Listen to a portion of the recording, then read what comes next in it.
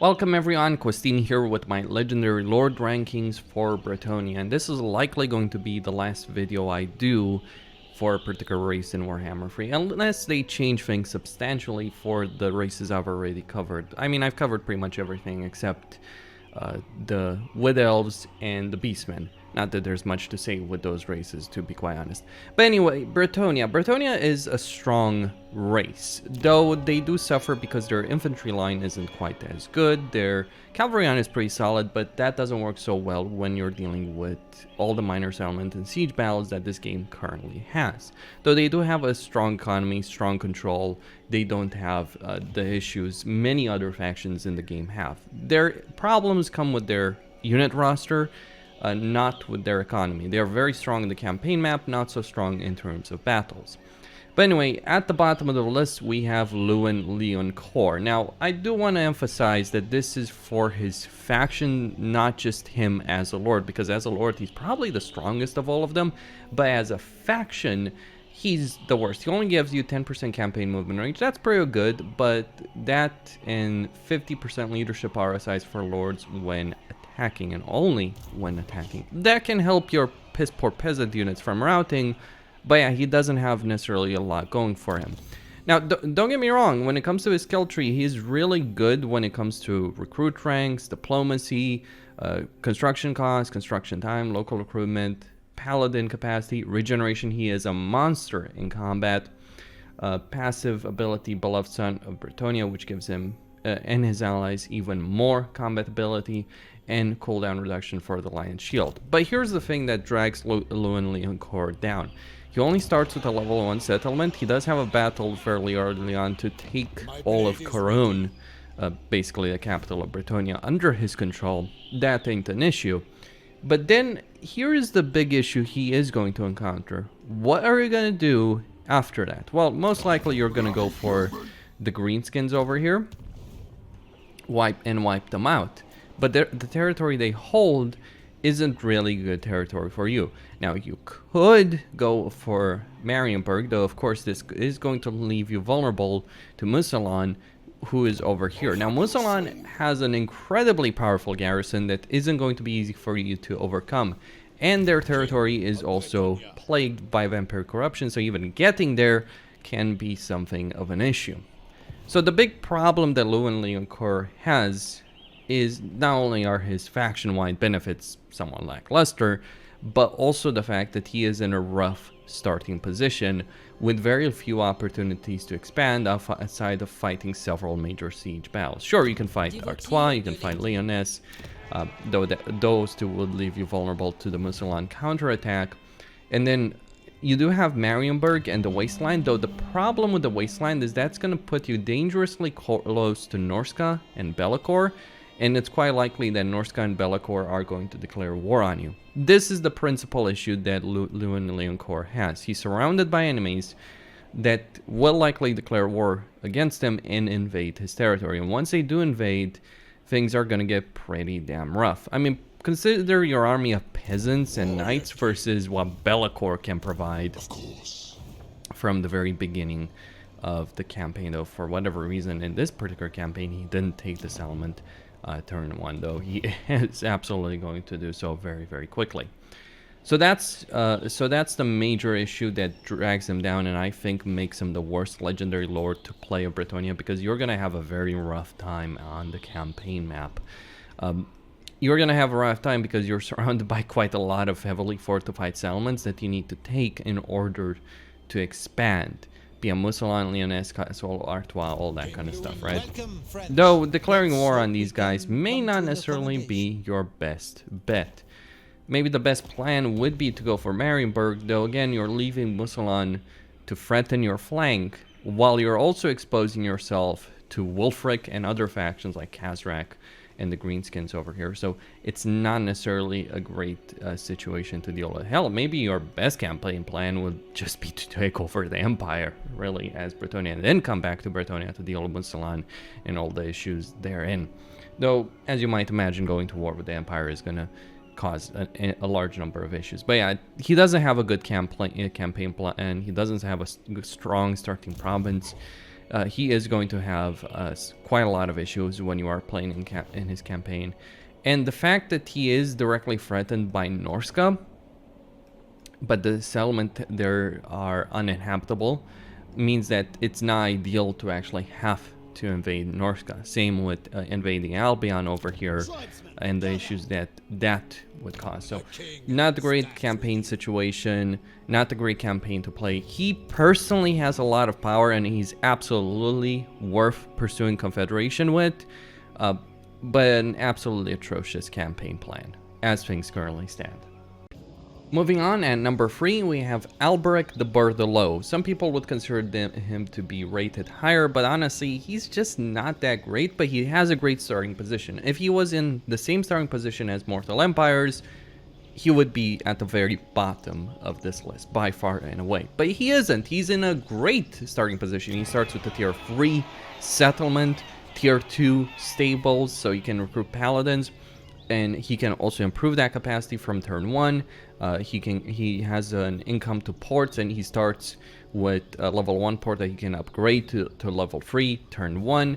He can have a really good start, and probably the easiest start out of all of them. That's all well and good. And he does get recruitment and duration benefits for Bretonnian Knight units, recruit rank for Bretonnian Knight units, 50% income from ports, and attrition to high seas, basically. That said, although all of those are significant benefits, I'm sure Alberic can have a really, really good campaign, don't get me wrong on that. His actual combat ability is kind of lacking. Oh, construction cost minus 14% for ports, that's really going to matter all that much.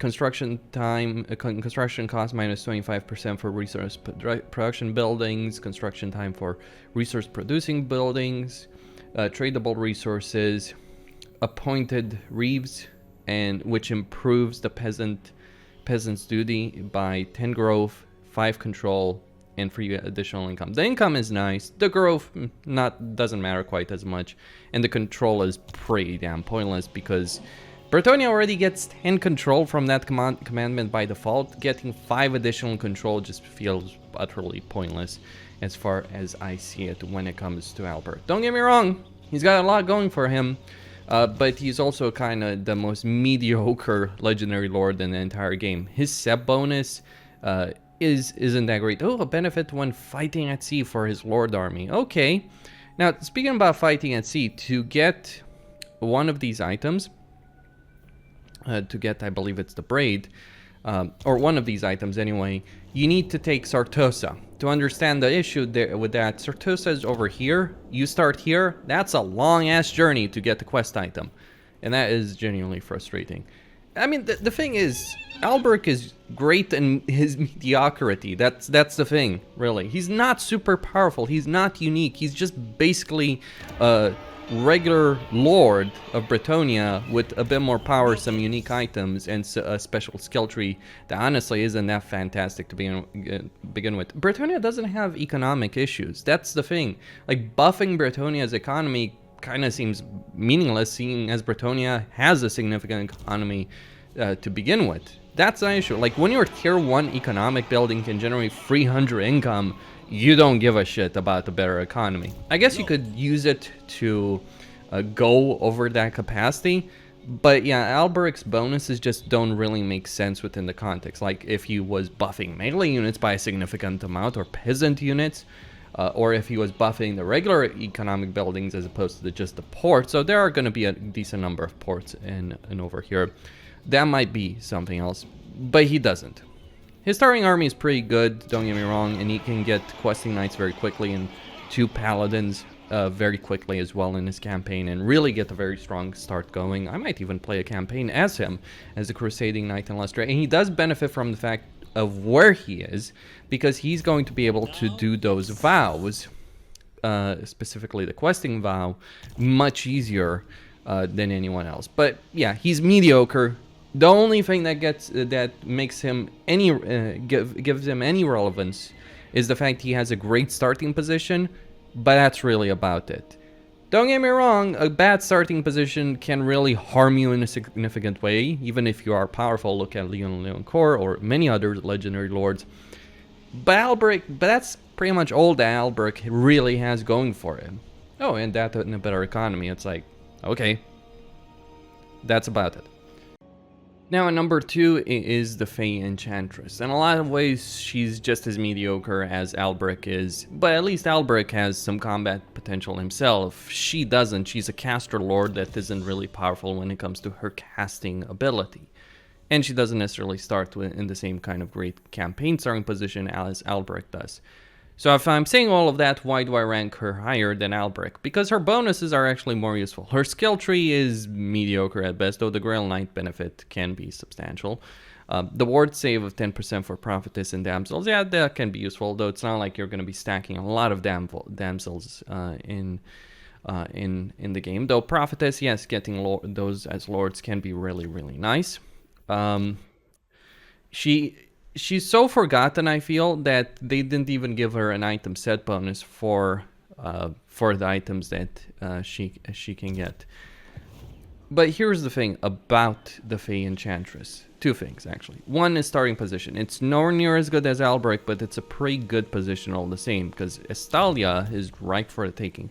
Mogr is probably going to wipe it out, though if you can move quickly enough, you might even be able to prevent him from doing so, though you might be better served in terms of dealing with Grand de Punch, or ignoring Grand de Punch for a while, rushing to Estalia, taking Mogr out, and then taking Estalia for herself, giving you a really strong starting position in the game. You would have to conquer Estalia for herself, but that's certainly doable.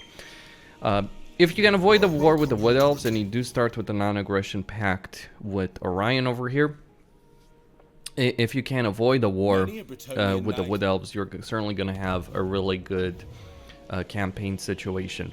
Your only real foe early on is Grand de Punch, and you certainly can beat them. You don't have a super duper cavalry army as her, though you do get a unit of Grail Guardians, and you do have a Paladin, and also Blessed Field Trebuchets, which are pretty damn good artillery units, all things considered.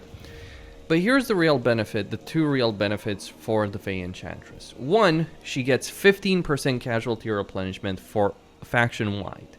That is very significant because that's more than a Damsel can provide. A fully upgraded Damsel might be a bit higher than that, but you may not be able to maintain one of those for every single one of your armies, because to even recruit a Damsel requires you to get a Grail Chapel, which is a tier-free structure. Now, you're probably going to want to do this for the Grail Guardians all the same, but yeah, you require a tier-free settlement to use up a structure to get Damsel, so you're going to be limited in how many you can recruit. And you can get this benefit of casualty replenishment on top of the one that the Damsels provide themselves, so that is fairly substantial. And it actually matters a great deal because it allows you to replenish any losses you take in individual battles very quickly. Bretonnia has an issue where they can take quite a few casualties and may struggle being able to replenish those casualties. On top of that, and this is far more substantial as far as I'm concerned, at least for the early game, she gets 5 more peasants available for the peasant economy. Bretonnia has a good economy as long as you don't go over the cap. You don't want to go over the cap, but the problem this causes is you end up being limited in how many archers really you can recruit for your armies. You don't want to stack knight units because of all the problems stacking knight units can cause in your armies, especially given the fact the vast majority of battles are either minor settlement battles or siege battles. You would preferably want to have a lot of archers, peasant archers, with some artillery, Blessed Field trebuchets, or trebuchets in general, which she starts with. So that is an advantage. But the fact that she can get 5 extra peasants means that even with her starting province, she can get a substantial army. And the more you take, the more peasants are added to that capacity. But she certainly has the ability to get a lot of peasants early on, which means archers, which means a better time dealing with those minor settlement and siege battles, minor settlements in particular. There is a research to increase it for even further for by 1, but that can take quite a bit of time to actually unlock, though it is certainly something that you should invest in regardless of the legendary lord that you are playing as Bretonnia. So the Fay Enchantress has a really good campaign plan. She does generally get wiped out when being played by the AI, but she certainly has some issues. She does have some hostile neighbors in Grom and Ikeclaw, but although Grom is certainly powerful, you probably are in a better position than Ikeclaw, because for all the power Iket has, he has the issue where his armies are just not going to be that great when it comes to a lot of battlefields, let alone minor settlement or siege battles, because of the line of sight issues gunpowder units do have at the moment in the game. Maybe if that gets changed, Ikeclaw will be an even more formidable threat. And you do have a non-aggression pact and military access with Orion, so that can certainly benefit you a great deal. I do feel that developers haven't really cared too much about her, so she does certainly feel forgotten, but what she does have is pretty solid. Just having 5 extra peasants is a substantial benefit. Some people would argue Alberic should be higher on this list because of his tier 3 settlement and the other benefits he gets, but I feel just being able to have 5 peasants extra is a benefit. The downside, of course, is that although her starting position is better than Louen Leoncoeur, she does have a fairly large distance between the settlements, so actually being able to get anything going can take a while. They're going to be in a much better position to expand your empire playing as the Fay Enchantress than Louen Leoncoeur could ever hope for. Take out Grom, then potentially worry about Mogr and Ikeclaw. Finally, at number 1 is Repanse de Lyonesse, the Jeanne d'Arc in the Warhammer universe. Campaign faction-wise, she gets free control to all provinces, so she doesn't need to rely on a commandment to buff her settlements.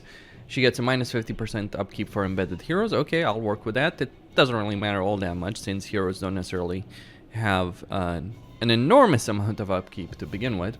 Then 8 melee defense for questing knights, pretty good. Makes them better in melee, makes them better in staying in the fight and getting things done. But they are already in a pretty good spot. On top of that, the Repanse in her personal skill tree, she gets armor piercing damage for infantry units. She does get the leadership for peasant units, physical resistance, and the halo of Maidenly Wrath. If we look at abilities, this is basically like a Priest of Sigmar ability, where it explodes around them and does damage. It's not quite as powerful, though it also blinds them, which reduces their combat ability in a significant fashion. How you use this is you send Repanse an entire enemy army and you try and draw their attention, and then you use this ability. You reduce their stats, so their melee defense, their melee attack, their accuracy, and so they're not going to really be able to damage her because of their low melee attack. And then you start bombarding the enemy blob with your artillery pieces. It works extremely well, and she is very durable because of this particular ability. Then she has the Fleur de Lis banner, melee defense, melee attack, benefits to infantry, melee attack, ward save, construction cost, time, and local recruitment capacity. All very good, by the way. Extremely good, being able to, allowing her to get a really powerful army. And she gives frenzy and is unbreakable. And on top of that, she gets corruption, benefit, leadership aura size, and character aura leadership size. And she also starts with Henry Lamassif, who is a special kind of hero. Well, a specially named hero anyway, but he is certainly very, very powerful as a hero all the same. So, what makes Repanse so good? Is it the skill tree? Yeah, buffing peasants can be useful, though the Fay Enchantress can get more, so she can get a larger army. But yeah, the buffs to peasants can be pretty useful in a battlefield situation, but really what helps Repanse is her starting settlement and position. She starts with the Kofar Docks. She's surrounded by a couple of minor Bretonnian factions which she can confederate or take over very quickly.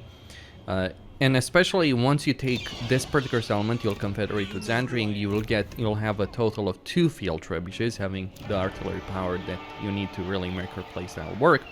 And the Kofar Docks allow her to recruit Knights Errant. To give you an idea, normally you would need tier 2 barracks, or tier 2 stables rather, to be able to recruit Knights Errant. She starts with a special structure that allows her to do that from turn 1. That means you can fill her army up with a lot of these knights errant and have a significant amount of combat power. Now granted, someone like Alberic is going to be able to get questing knights fairly quickly. That's all well and good, but to be honest, you don't necessarily need questing knights very early on in your campaign, because although they have a lot of power, you really need units that are going to be good in city fighting, and cavalry just isn't going to fill that role. Even a dedicated anti-infantry cavalry just isn't going to fill that role very quickly. Besides, Repanse has better questing knights anyway than Alberic. But on top of that, although she does have some difficult early game fights, so she can cheese it with artillery against the vampire counts here and against Ark and the Black over here, although she has some challenges early on, once she overcomes those challenges, she will inherit a very strong starting position over here in Araby. It's very strong, it's very safe, it's very secure, and from there you can move across the territory. You can go into Khemri, or you can ignore Khemri and just head over here and against Sartosa, take that out, and start moving into Bretonnia itself proper. That might be a really good plan for Repanse to follow, and it works very, very well. Her starting position is great. She might have a far more challenging starting position than Alberic, that is true, but she's going to get a lot more from it than I feel Alberic will be able to get out of his. Just because of the Kofur docks, really. These docks are pretty great growth income, like 200 income at tier 1, 400 and at tier 3. I mean, that's comparable to Alberic with his significant port benefit income. It's not too far away, actually, compared to his port income. And you start with that structure. Repanse is very durable, very powerful. She can hold her own in a fight. She is the line holder, allowing your archers and artillery to really do a lot of damage to the enemy army. And she has a really good playstyle. Besides, she can make the crap infantry units that Bretonnia does have substantially better, which is something, and prevent them from breaking as easily, which is something that Bretonnia desperately needs. Especially now with the meta being minor settlement battles, siege battles, being what they are, the lack of really good infantry units is actually something that is hurting Bretonnia quite a bit. The fact she has those benefits as a lord, at least in her own army, it does put her in a really good spot. But honestly, it's the strength of the start position. If you do take the land of the assassins, then you can do so fairly quickly. The strength of that, the fact you have water, the fact that when you go into a settlement, you take water, so you don't have to deal with desert attrition. You don't have that issue. The fact that you are in the desert, and this is, by the way, a benefit Alberic has. The fact that you are in a desert means that you can complete these vows easier with your lords and your heroes, so you unlock more power for them. The Fay Enchantress has more units. Alberic has an easier start, though not necessarily the same kind of strength in the unique buildings Repanse has. And Louen, well, Louen is the weakest of all of them. That's all I had to say. Costin here signing out. Don't forget to subscribe, like, and enable notifications, and I'll see you next time. Maybe after a patch. We'll see.